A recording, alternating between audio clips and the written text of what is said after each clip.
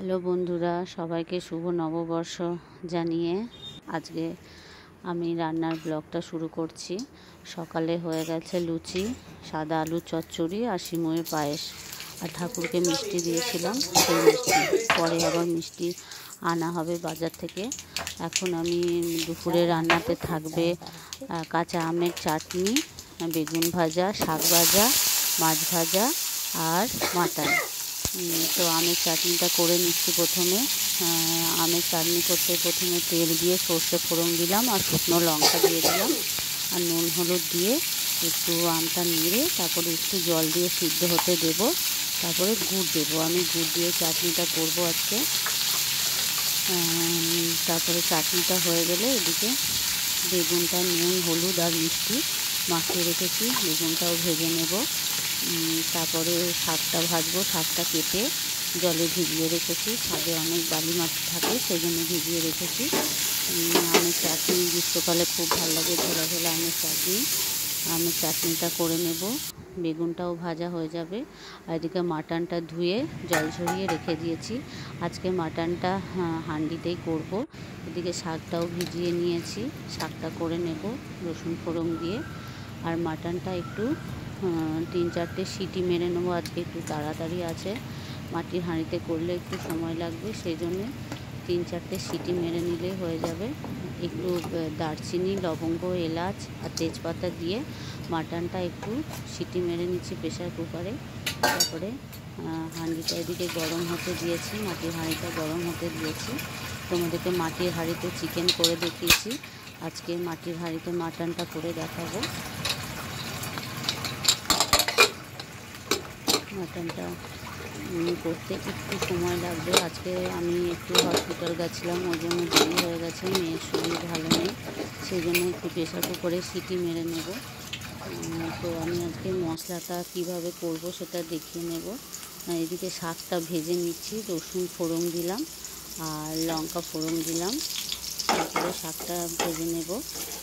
নববর্ষে মাছের আইটেম করলেই ভালো, কিন্তু আজকে মাছের আইটেম হয়নি, মাটনটাই আনা হয়েছে, ওই জন্য মাটনটাই করলাম।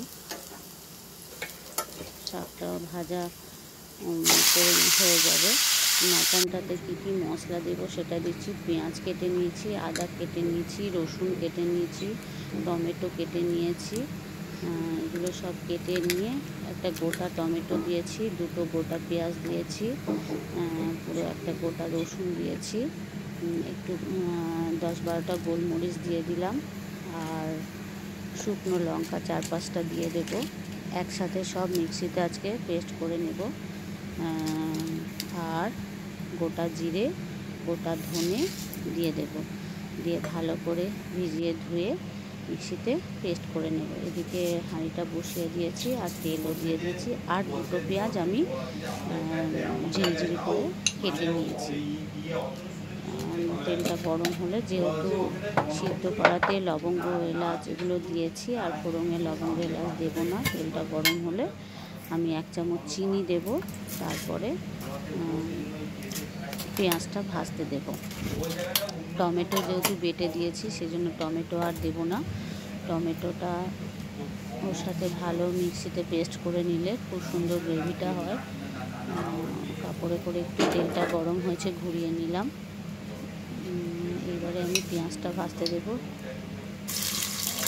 পেঁয়াজটা ভাজা হলে তারপরে মশলাটা কষাতে দেবো। বন্ধুরা, আমার ভিডিওগুলো যদি তোমাদের ভালো লেগে থাকে অবশ্যই লাইক করবে, শেয়ার করবে, কমেন্ট করবে। কমেন্ট করলে আমি বুঝতে পারবো যে আমার কোথায় ভুল হয়েছে। আর পারলে সাবস্ক্রাইব করে দিও বন্ধুরা, তাহলে মোটিভেট হই আর কি, সাবস্ক্রাইব করলে। মশলাগুলো দিয়ে দিলাম। মশলা তো জিরে দেওয়ার দরকার নেই, গোটা জিরে আর গোটা ধনে বেটে নিয়েছি।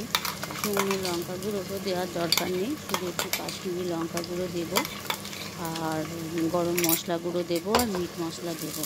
তারপরে একসাথে মশলাটা ভালো করে কষিয়ে নেব। আর এদিকে মাটনটা সিদ্ধ হয়ে গেছে, সিদ্ধ মানে পুরোপুরি সিদ্ধ হয়নি, হাফ সিদ্ধ হয়েছে, সেটা আমি জলটা ঝরিয়ে রেখেছি। মাটনের যে স্টকটা সেটা আবার মাটনটা কষা হয়ে গেলে দেবো। নুন দিয়ে দিলাম, নুন দিয়ে হলুদ দিয়ে মশলাটা ভালো করে কষাবো যাতে মশলার গন্ধটা চলে যায়। পুরোটাই যদি মাটনটা আমি আস্তে আস্তে মশলা দিয়ে হাঁড়িতে করতাম তাহলে মিনিমাম 6-7 ঘন্টা তো টাইম লাগবেই। সেই জন্য আমি হাঁড়িতে করবো, কিন্তু একটু প্রেশার কুকারে সিটি মেরে নিয়েছি। মশলাগুলো দিলাম একে একে, এবারে এই মশলাটা ভালো করে কষিয়ে নেব।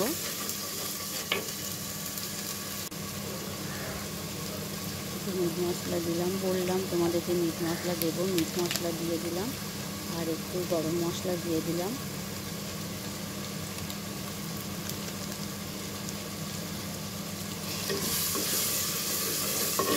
গরম পড়েছে সেই জন্য বেশি মশলা ইউজ করবো না, তাও আজকে নববর্ষ, একটু তো তেল মশলা খেতেই হবে।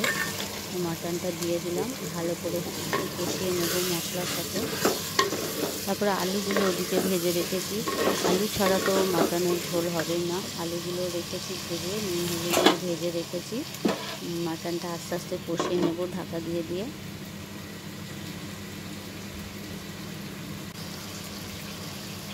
মোটামুটি জলটা শুকিয়ে গেছে, একটু দই ফেটিয়ে নিয়ে, টক দই ফেটিয়ে নিয়ে দিয়ে দিলাম। আবার ভালো করে নেড়ে নেব। মাটির হাঁড়িতে করলে জানো তো বন্ধুরা, মাটির হাঁড়িটা কিন্তু গরম হয় না, হালকা একটু গরম হয়, তাতে করা যায়, কিন্তু গরম হয় না।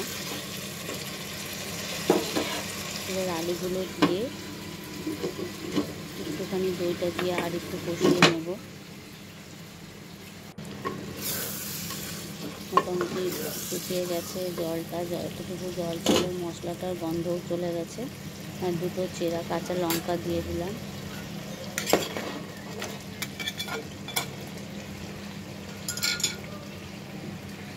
আলুগুলো দিয়ে